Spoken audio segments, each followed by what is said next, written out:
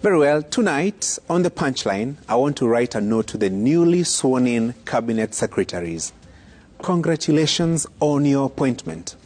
Flying that flag and occupying the ministerial office is such an honor and privilege that only very few Kenyans can get. Making it to the list of 22 from a population of more than 50 million Kenyans is such a big honor. Serve with honor and dedication.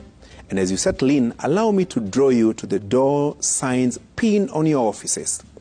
As you begin your tour of duty, just remember the end shall come.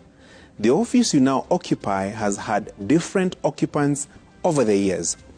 Allow me to welcome you to the temporal occupancy of the office you have been appointed to. I know this may sound discourteous for a welcome, but I would be rather frank with you. These things come and go. I really wish that you don't fall for that category of those who forgot this state of affairs, and such is life, and especially political appointments. Sample this for a moment. Just a few days ago, the door sign on the office you now occupy had a different name. 5 years ago, that same door had a different name.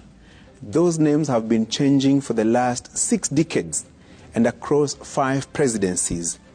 Allow me to qualify my disclaimer about temporal occupancy. The office you occupy today was someone else's yesterday, and it will be someone else's tomorrow. So be mindful.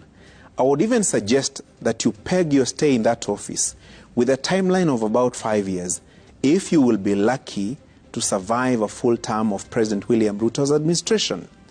A second term, or even beyond, in that office will be real luck.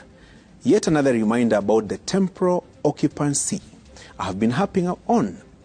Allow me to take you to the streets, dear cabinet secretaries, where Kenyans say, kuwa mpole. More recently, they have added more phrases like, salimianga watu, pesa na power huisha. The man on the street, I dare say, even the woman on the street, is in their own way a deeply wise person, especially on matters humility and forward thinking. Many Kenyans in most situations will think about the end of a situation. That is why they will often ask, kwani kulienda aje? On top of that humbling reminder, kuwa mpole, that wise man or woman on the streets understands the dynamics of those high-profile offices more often than those who occupy them. That small man on the streets will, for example, tell you that Harambee Avenue is the street of power in Kenya. They will tell you those who make it politically end up on Harambee Avenue, but at one point, the office occupant's power ends and the music falls silent, no matter which side of Harambee Avenue you may have ended. Harambee House is a place of interest because it is the country's seat of power, alongside State House. There is a list of big names of men and women who have had the opportunity to walk up and down the steps of Harambee House. History documents that this was once upon a time the address of Mbiu Koinange, the ultimate power bearer in Mzee Jomo Kenyatta's administration. The ordinary man or woman in the streets will tell you that Chief Secretary Simeon Nyachai ran the show from this house before passing the baton to administrative headman from Migori County, Hezekiah Oyugi. The man on the street will remind you that Nicholas Biwott was here, and so was Professor George Saitoti, John Mishuki, Chris Murungaru, and more recently Fred Matiang'i. Indeed, one of the past Harambee House occupants, John Njoroge Mishuki the late, illustrated this to me, how transient power is, using the entry and exit signs in that office. He told me, every morning as I get into my office, I read the enter sign, and as I leave, I read the exit sign.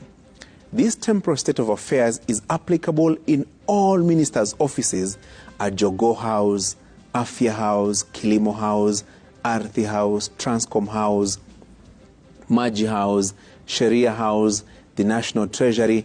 Mention all those houses. Fact, not far from Harambee House is Vigilance House, where another change is in progress.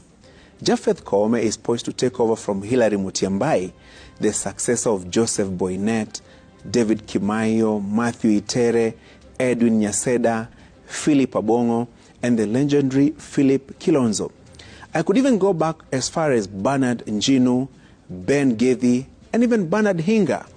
Of course, I must connect Vigilance House to another house along Kiambu Road, where Mohamed Amin has recently succeeded George Kinoti, who replaced Ndegwa Muhoro, Karanja Gatiba, and other predecessors such as investigative heavyweights Ignatius Nderi and Noah Arapto.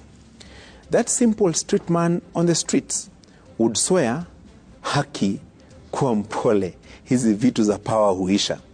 So, dear CSS, I cannot punch hard enough that as you begin, remember the end.